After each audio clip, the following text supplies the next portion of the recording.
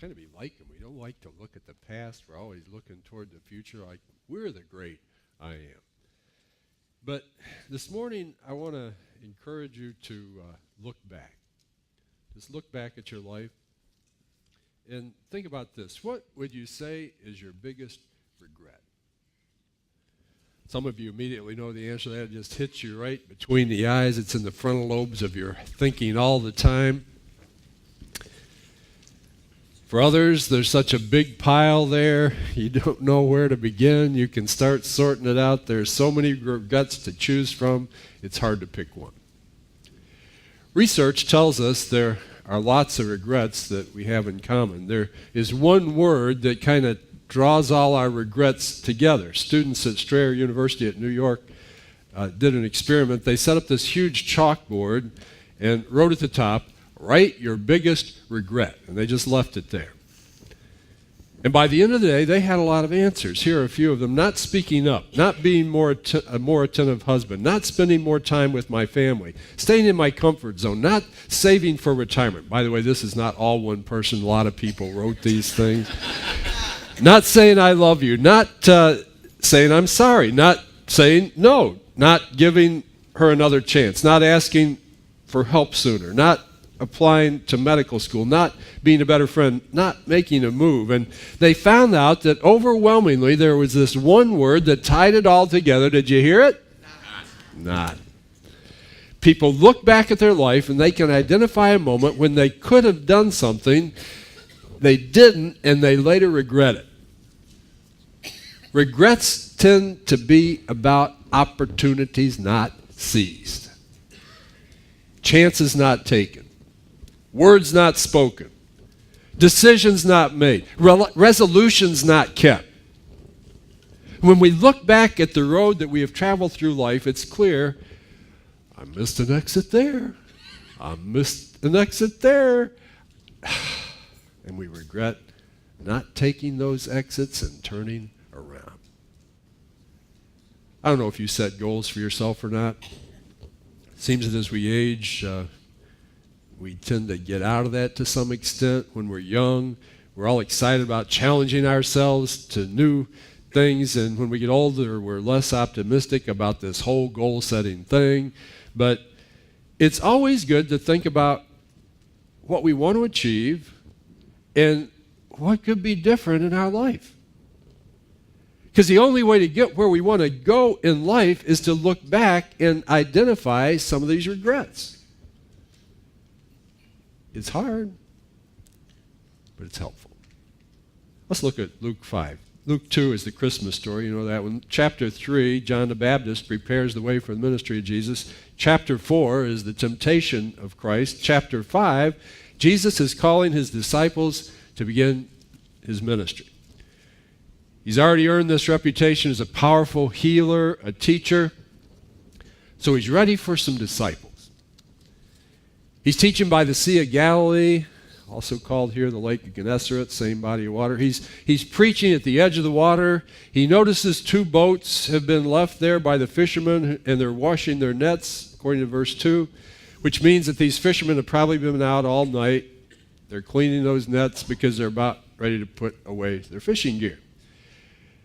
Calling it a day, heading for home. Had enough fishing for one day, it's time to rest. Verse 3.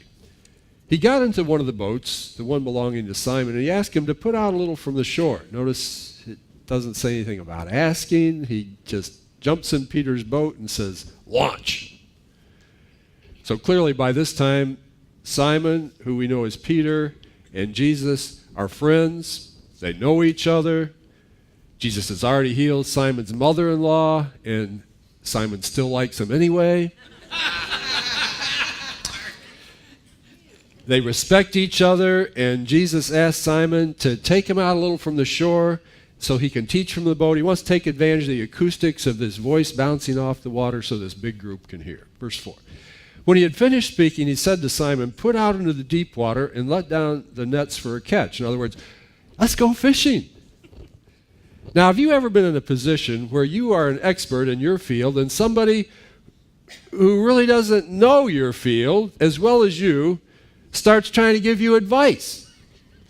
Ever happened to you at work? Maybe a manager comes in, you have been doing this job since before that manager was even born, and this person starts telling you how to do your work when you know good and well if that person applied for my job, they would not even be considered because they have no qualifications to do what they're telling me to do. You ever been there? Trying to tell you how to do something you know better than they do how to do? Well, that's going to make you a little defensive. Your first thought is, who are you to tell me whatever? You think Peter experienced that? There must have been part of Peter that thought, hey, Jesus, why don't we do this way? I'll leave the teaching to you, and you leave the fishing to me. He's probably thinking, Jesus, why don't you just stay in your lane over there? I know you're an expert at talking and making stuff. You're a carpenter and all that. I am an expert at fishing. Just leave me alone. Don't we think the same thing sometimes? Jesus, I like you on Sunday. Don't go interfering with my love life. Jesus, I respect what you have to say, but don't interfere with my business. That's how I make my money. Jesus, I will gladly worship you on Sunday, but don't stick your nose into my choice of entertainment, the music I like. Jesus, you are great.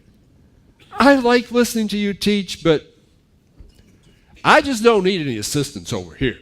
I know what I'm doing over here. I got this thing under control. So Peter is asked by Jesus to go out into the deep and fish. Verse 5, Simon answered, Master, we've worked hard all night and haven't caught anything. Think there was a pause there? Peter's waiting. He's expecting you to say, oh, yeah, I didn't catch that. I'm sorry. You worked all night. I didn't quite get that. You're exhausted. Why don't you guys just go home and rest? So it wouldn't surprise me if there's this long pause about there where Peter is hoping that Jesus is going to reconsider this whole idea of going fishing.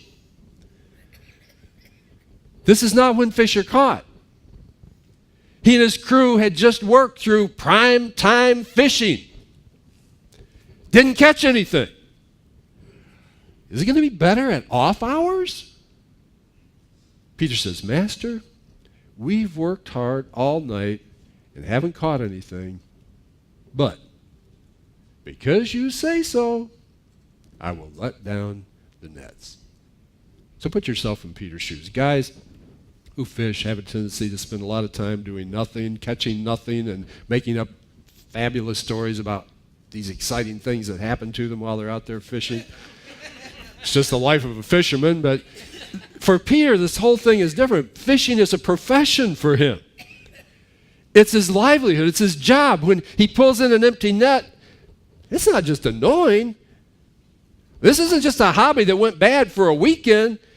Hey, this is putting food on the table. This is what pays the bills. When he catches nothing, he has nothing to eat and he has nothing to sell, so he has nothing. Big problem.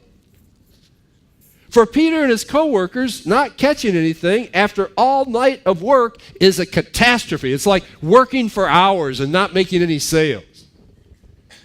You need to make the numbers work. He doesn't have any fish to sell.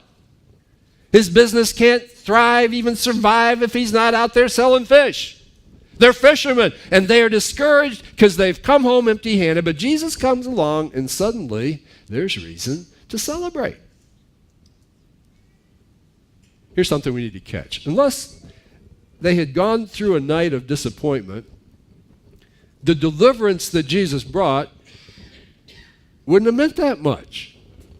If Jesus had started the evening with them and given them this miraculous catch of fish, it would have been exciting, but because they had been through disappointment first, because they were discouraged, they were right at the place where they could meet Jesus and experience maximum blessing.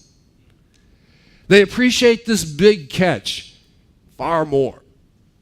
They recognize his power very clearly because they had tried it themselves. It didn't work one little bit. when this fish came in, this was a Jesus thing. Because they had attempted everything they knew to do, and it didn't work. Here's Jesus with them. It makes all the difference. If we look at Peter's life, one of the things we see is, not just here, but throughout his life, is the loud, clear message that this time doesn't have to be like last time. What lies ahead doesn't necessarily have to be like what lies behind. And that's the message that we need to hear, because we've tried some things, and we've tried them over and over again, and they haven't worked. We've thrown our nets out year after year, and we're not even bothering to throw out the nets anymore because we haven't caught anything. In our head, it just seems like this time is going to be like last time. I failed last time. I'm going to fail this time. So I'm not going to worry about doing anything different this time because didn't do any good last time. And that's why we wait. When we could be one time away from experiencing God's blessing in a way that we never even thought possible. Amen. And we let what happened last time keep us from moving forward this time. If Peter were here to talk to you about your future, I think he'd say, hey, with Jesus, this time can be way different than last time. And Jesus is the difference. That's all it's difference. Peter's still the same. The boats are still the same. The nets are the same. The lake is the same. If anything, conditions are worse now. It's the heat of the morning. They're out in the deep water. But the difference is Jesus is with them. Maybe in the past you set some goals and you had some ideas about what you wanted to do differently, and you identified some areas where things needed to be turned around, and you worked your plan and you worked hard like it was working all night. And you gave it everything you had. And you made some lists of things to do, and you set some metrics to achieve, and it didn't turn out at all. But here's the question.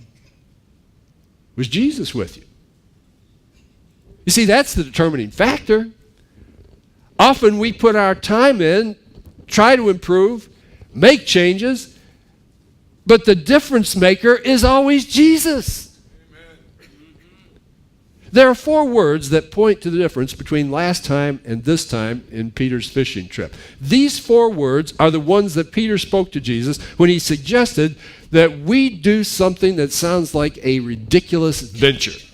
Jesus said, put out the nets into the deep water and let them down for a catch. Peter said, we've been working all night. In other words, I don't think it's a good idea. If you ask me, this isn't going to work. If I were in charge, this certainly is not what I would do. I would rather go on record saying this is a waste of time. But here come the 4 words. Because you say so, I'll do it. Wasn't what Peter felt like doing. Not what he wanted to do. Didn't even seem like the right thing to do in a fisherman's mind. But because Jesus said so, he did it.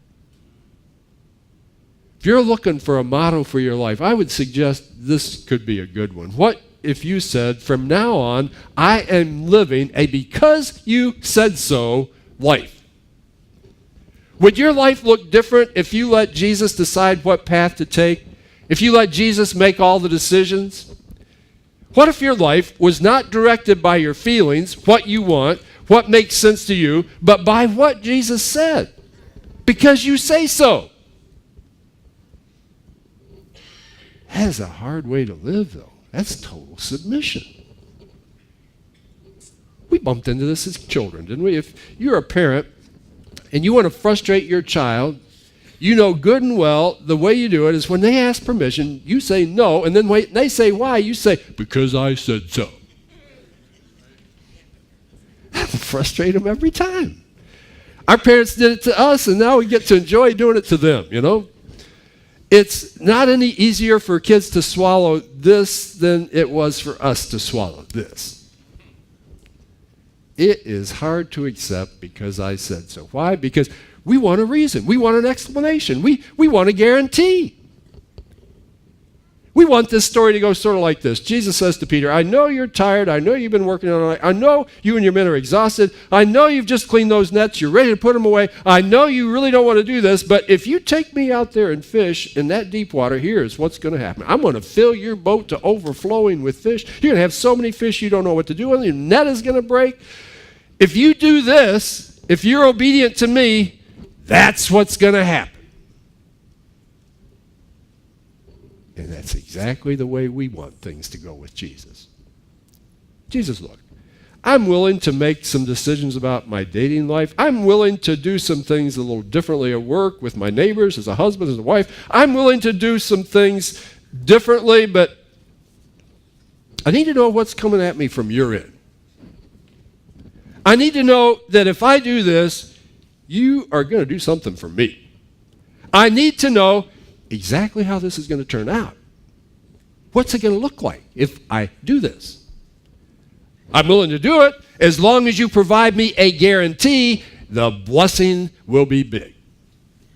Because I really don't want to do it. I don't feel like doing it. But that's not how this whole thing works with Jesus.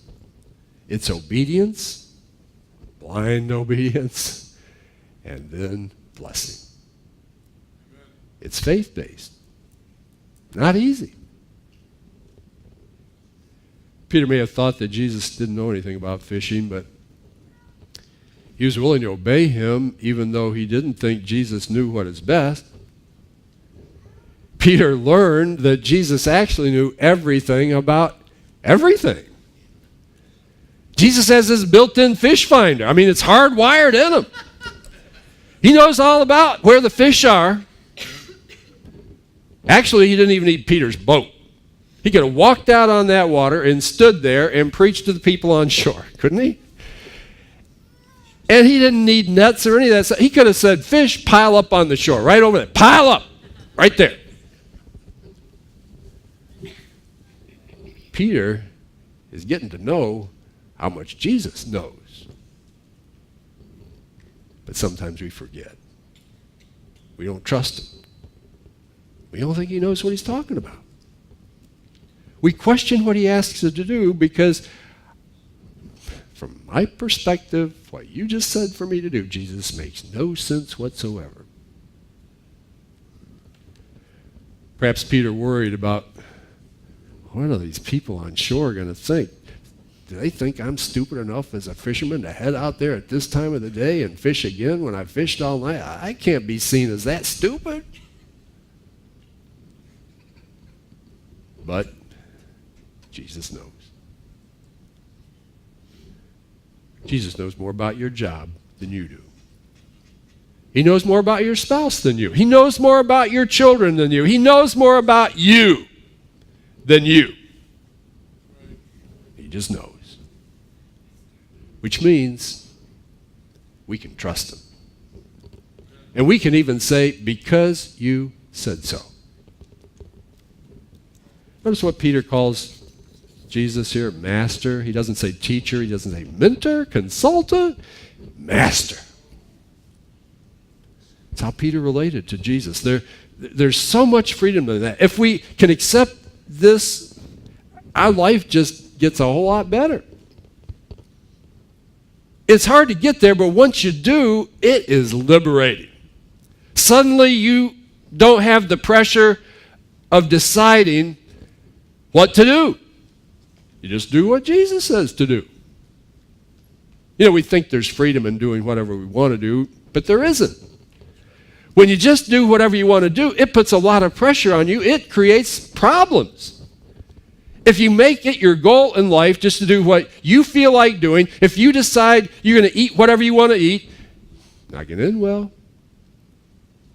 What do we call people who decide that that's how they're going to live? They're going to do whatever they want to do. They don't really care what anybody or everybody else thinks. If somebody tells them they should not do something, they'll just go ahead and do it. If they don't want to do something and everybody tells them to do it, not going to do it. What do we call those people? 2-year-olds. That's what we call them. That's what children do. That's not how adults make decisions in life. It's a hard reality, but it does not work to go through your life doing what you want to do. You see, there's freedom in because you said so. Maybe you've experienced this at work. It's a beautiful thing. You have a boss who makes a decision, and you don't like it, you don't agree with it, but you've been told what to do. And it's fine because it's not your decision. It's your boss's decision.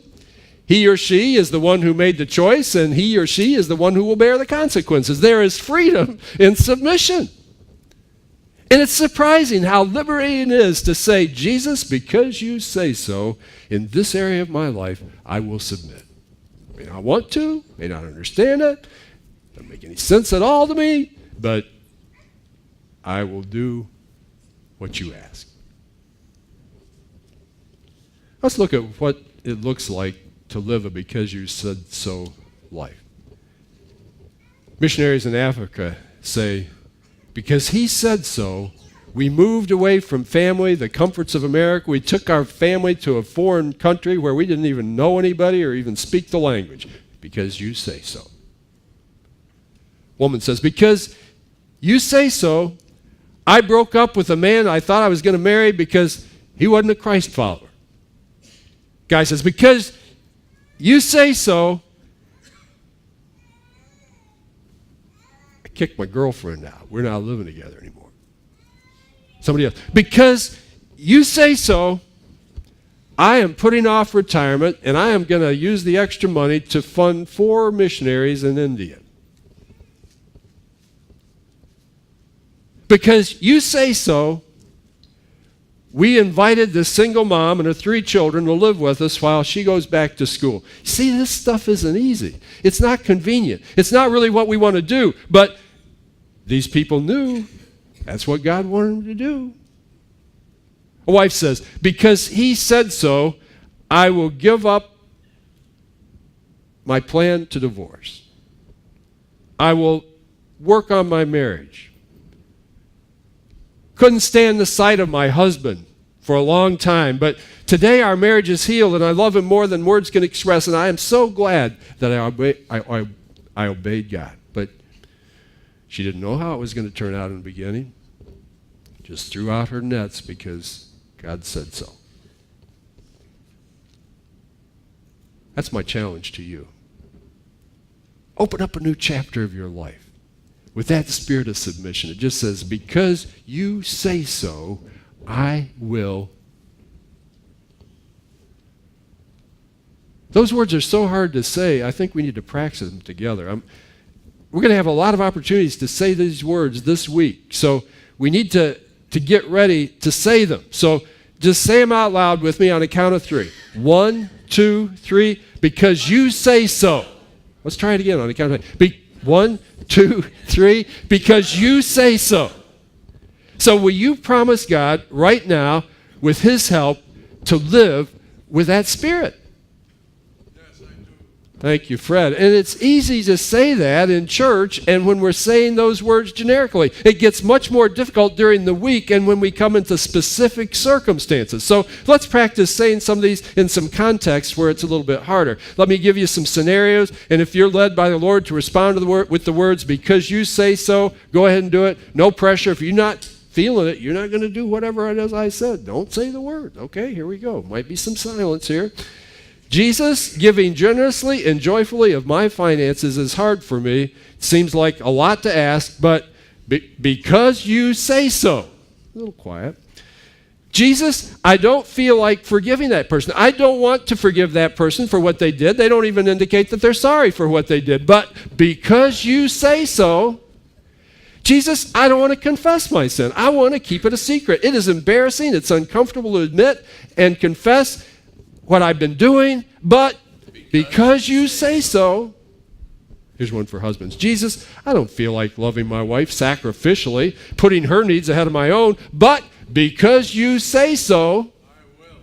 I will. Now the wives turn. Jesus, I don't feel like respecting my husband. I'll respect him when he deserves respect, but I certainly don't feel like putting his needs ahead of my own, but because you say so. We look at our past regrets, missed opportunities, things we wish we'd have done. Most of those regrets would go away if we just lived by this simple motto, 4 words. You see, God begins to repair damage to the past when we submit our current decisions to Him. So they're pulling all these fish, and they're excited. They're having a blast. But at some point, Peter becomes overwhelmed by what's happening, the power that he has just witnessed. We read about it in verse 8. When Simon Peter saw this, he fell at Jesus' knees and he said, "Go away from me, Lord. I'm a sinful man." Now get the picture here. He falls at the knees of Jesus. Where's Jesus? He's in a boat. What are they surrounded by? Flopping fish everywhere. I mean, this boat is just about to sink with these fish flopping around everywhere.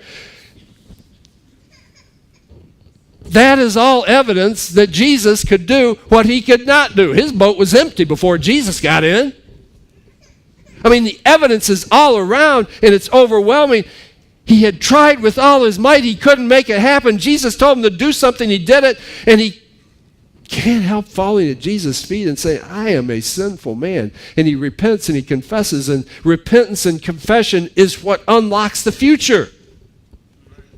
After this, we see Jesus inviting Peter to be a disciple. Probably what Jesus had been waiting for. He's waiting for Peter to acknowledge his own unworthiness, his own sinfulness and helplessness, so that a new future, a new path, a new adventure could open up. He repents, he confesses, and says, "I'm sinful." And when we do that, we are handing God the broken pieces so that he can put them back together and restore. This exit ramp for turnaround is called repentance. A restorer of grandfather clocks says that he's always being invited over to friends' houses to look at their old clocks. He says he doesn't mind doing it. In fact, he kind of enjoys it. He says the most frustrating thing about his hobby is not knowledge. He knows what to do. What frustrates him are missing pieces. People will have this beautiful old grandfather clock that was handed down by some beloved family member, but the clock doesn't run because there are pieces missing, and the new owners don't have the pieces. And it's impossible to fix the clock without the pieces. You see, what makes something beyond repair is essential pieces not surrendered. When you give up those missing pieces that you're holding back from God, He can repair whatever's wrong. When we repent and confess sin, it's saying, "God, here are the broken pieces. All the pieces. Giving them all up to you." And when God gets all the pieces, He repairs, redeems, and restores. Rebuilds. It's what God does. When we confess and repent, we're giving God the pieces. And that's exactly what Peter did. "I'm sinful, Jesus." Verse 10. Then Jesus said to Simon, "Don't be afraid. From now on, you will catch men." So they pulled their boats up on shore, left everything, and followed it. Just walked away from the boats and the nets and all those fish. Started the day as fishermen. Peter ended the day as a fisher of men. New path. Totally turned his life around. Flash forward to the end of the ministry of Jesus. Look at John 21. By this time, Simon has been called Peter, one of the most trusted disciples of Jesus. In the upper room, Peter told Jesus that he was ready to go to prison. He was even ready to die for Jesus. "Even if everybody else leaves you, Jesus, I never will." You know the story, how Peter denied Jesus 3 times before the rooster crowed. Peter was broken. He wept and wept. His life seemed a wreck. Went back to the Sea of Galilee. Evidently the boats were still there. Decides he's going to take up fishing again. quit his job as a fisher of men and went back to being a fisher of fish. Somebody's on the shore. Too far away to make out who it is, but this guy on the shore calls out, "Friends, have you any fish?" "No," they answer. Guy says, "Throw your nets on the right side of the boat. You'll find some." Peter probably thought, that is ridiculous. What matter which side of the boat you put the net on? It's not going to do any good. Unless, and hope starts to rise. Hey, this seems like deja vu. Peter throws the net where Jesus directs and watches the fish literally jumping into the net. As soon as it hits the water, it is so heavy they can't pull it into the boat, and Peter knows, why, that's Jesus. And he can't wait to get to shore. He dives in and he swims to Jesus and he stands before Jesus dripping wet, trying to catch his breath. And Jesus invites him to breakfast, and they finished eating, and Jesus asked Peter, "Do you truly love me more than these?" "Yes, Lord, you know I love you."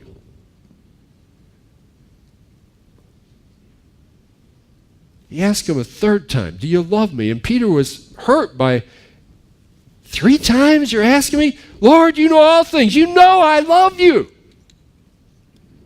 "Feed my sheep." In other words, Jesus told Peter, your denials don't disqualify you. Your past doesn't determine your future. This time doesn't have to be like last time. You are not beyond repair. I need all the pieces, but I still have a plan for you.